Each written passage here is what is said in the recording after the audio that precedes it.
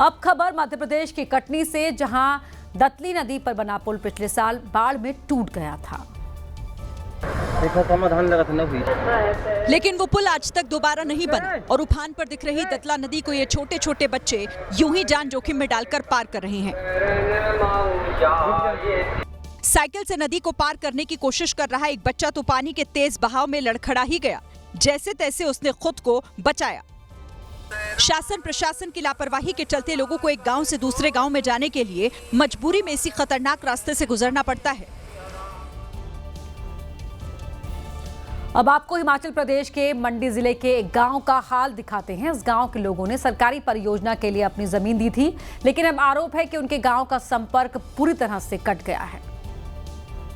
ये आरोप करसोग उपमंडल के मगान गांव और सरत्यला ग्राम पंचायत के लोगों के हैं। सतलुज नदी के किनारे रहने वाले इन लोगों का कहना है कि सतलुज जल विद्युत निगम को जल विद्युत परियोजना के लिए इन्होंने अपनी जमीन दी और उसके बदले में वो पूरी दुनिया से ही कट गए, क्योंकि छोटे छोटे कामों के लिए इन्हें मुश्किल डगर को पार करना पड़ता है। हालात ये है कि अगर कोई बीमार पड़ जाए तो उससे भी बड़ी मुश्किल से अस्पताल पहुंचाया जाता है। पिछले 20 तारीख से लेकर के स्थिति ये है पूरे के पूरे गाँव वासियों की एक तरह से हाउस अरेस्ट। हम लोग अपने घर से बाहर नहीं निकल सकते, कहीं आ जा नहीं सकते। कारण है एसजेवीएन के द्वारा खड़ी की गई एक ऐसी समस्या जिसे लोग तो प्राकृतिक आपदा का नाम दे सकते हैं, लेकिन ये प्राकृतिक आपदा नहीं, एक मानव निर्मित आपदा है। बाढ़ बारिश के बाद हालात और ज्यादा खराब हो चुके हैं। ग्रामीणों ने कहा है कि अगर उनकी मांग नहीं मानी गई तो वो आमरण अनशन करेंगे, क्योंकि आरोप है कि जमीन देने के बावजूद इन्हें उचित मुआवजा और सुविधाएं नहीं मिली। हालांकि इस समस्या पर प्रशासन का क्या जवाब है, इसका इंतजार किया जा रहा है। और अब बात करेंगे हिमाचल प्रदेश के मंडी में हुई तबाही की। मंडी में 28 और 29 जुलाई की दरमियानी रात बादल फटा। लोग अपने घरों में आराम कर रहे थे कि तभी तेज आवाज के साथ पानी उनकी गलियों तक पहुंच गया। धीरे धीरे हालात बेकाबू हुए, इतने बेकाबू कि घर के बाहर खड़ी गाड़ियां तक पानी में बहने लगी। उस रोज की तबाही के निशान आज भी जिंदा है। मंडी में सैलाब के गुजर जाने के बाद अभी भी जिंदगी की उम्मीद दबी है। हालात सामान्य करने के लिए रेस्क्यू का काम लगातार चल रहा है। लोगों का दर्द जानने एबीपी न्यूज की टीम भी मंडी में डटी रही।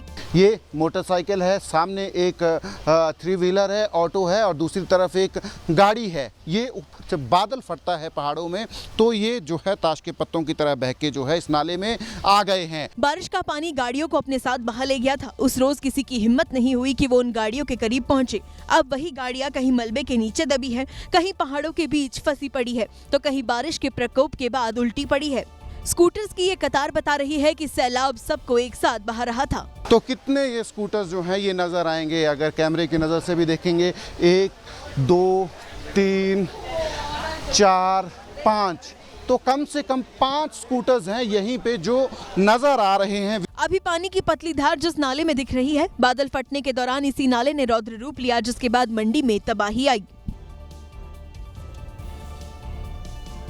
वहीं मंडी की तबाही ने एक बार फिर वहां रहने वाले लोगों को अपना घर छोड़ने पर मजबूर कर दिया। बादल फटने के बाद 3 लोगों की जान जा चुकी है।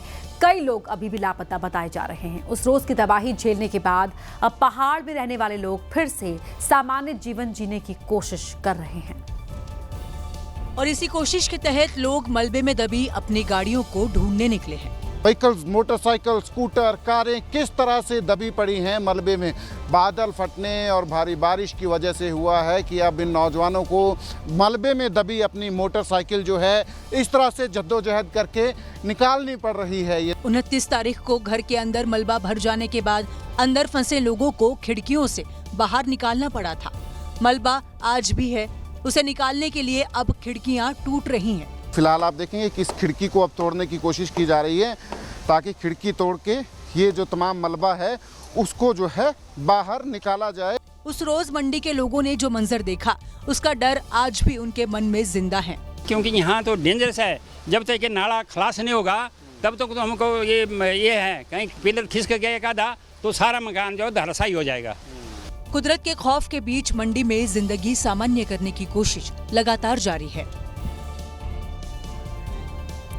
और अब देश के दूसरे हिस्सों में बरसात से होने वाली परेशानी आपको दिखाते हैं। देखिए, हाल अभी भी वही है, सिर्फ महीना बदलने वाला है। कैलेंडर में जुलाई की जगह अगस्त लेने वाला है, लेकिन बारिश वाली मुसीबत अभी भी वैसी ही है।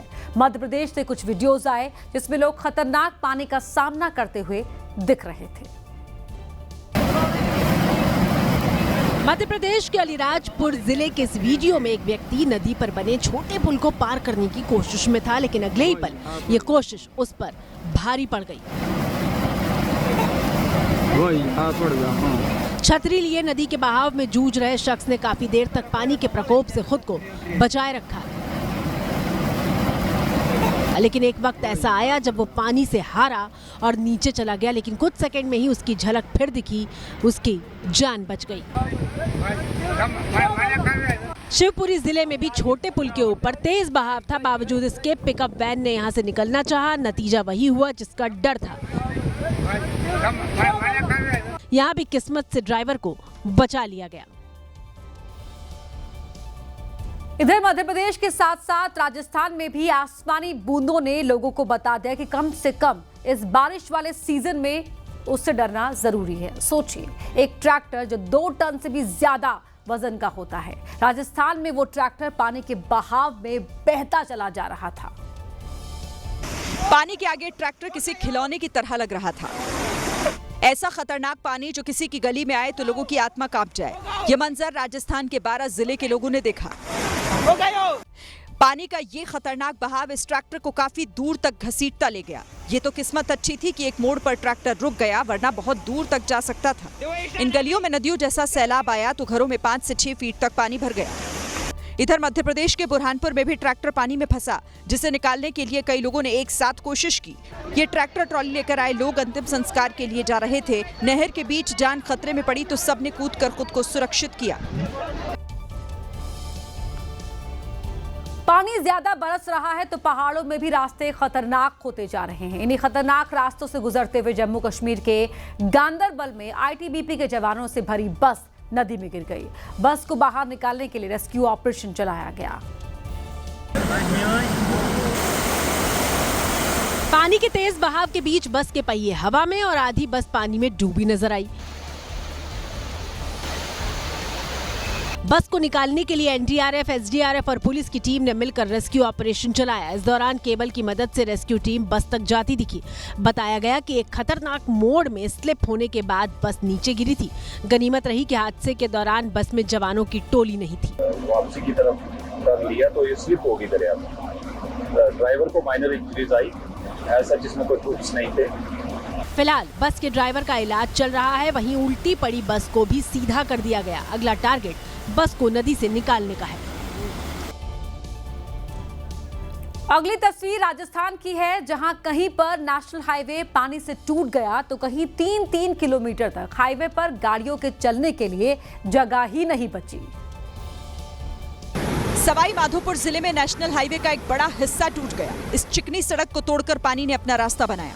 राजस्थान के इसी जिले में पानी ने स्टेट हाईवे के 3 किलोमीटर के हिस्से को भी चलने लायक नहीं छोड़ा। हाईवे पर आज ये स्थिति है कि आधी से ज्यादा गाड़ियां जो कार हैं वो डूब गई हैं और चलने की स्थिति नहीं है। डूबे हुए हाईवे पर चलने के लिए ट्रैक्टर ही एकमात्र सहारा था, लिहाजा हमारी टीम भी उसी में सवार हो गई। बारिश और बाढ़ से क्या हाल है ये दिखाने के लिए इस वक्त हम एक ट्रैक्टर पर मौजूद हैं। सबसे पहले ये तस्वीरें देखिए, महिलाओं का एक ग्रुप जा रहा है कहीं पर और देखिए पानी कितना ज्यादा है। फिलहाल यहाँ प्रशासन भी ट्रैक्टर के जरिए ही लोगों को बाहर निकालकर सुरक्षित जगहों पर भेज रहा है। बारिश की मुसीबत मैदानी राज्यों में कहीं ज्यादा पहाड़ों पर होती है। इस बार की बारिश में भी यही हुआ। कुदरत का ऐसा बैलेंस बिगड़ा कि हिमाचल से लेकर उत्तराखंड तक पहाड़ों के छोटे छोटे रास्ते टूट गए। हिमाचल के कांगड़ा में एक पैदल पुल पानी के आगे टिक नहीं पाया। 2 गांव को जोड़ने वाले पुल के रास्ते पर अब पानी बह रहा है। ऐसा ही हाल उत्तराखंड के रुद्रप्रयाग में दिखा, जहां लकड़ी का बना पुल पानी के प्रकोप में टूट गया। ये पुल मध्य मधेश्वर धाम तक जाने के रास्ते में था।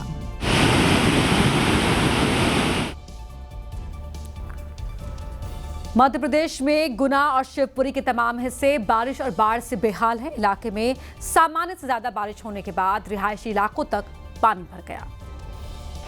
शिवपुरी में स्कूल कैंपस के अंदर पानी भरने के बाद बच्चे फंस गए। अपने बच्चों को निकालने के लिए उनके माता पिता स्कूल आए। पीठ पर अपने बेटे को ले जाता पिता एक बार लड़खड़ाकर गिरता भी दिखा।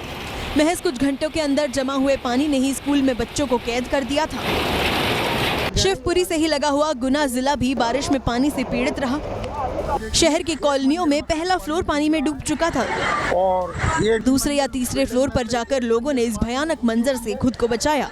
दोस्तों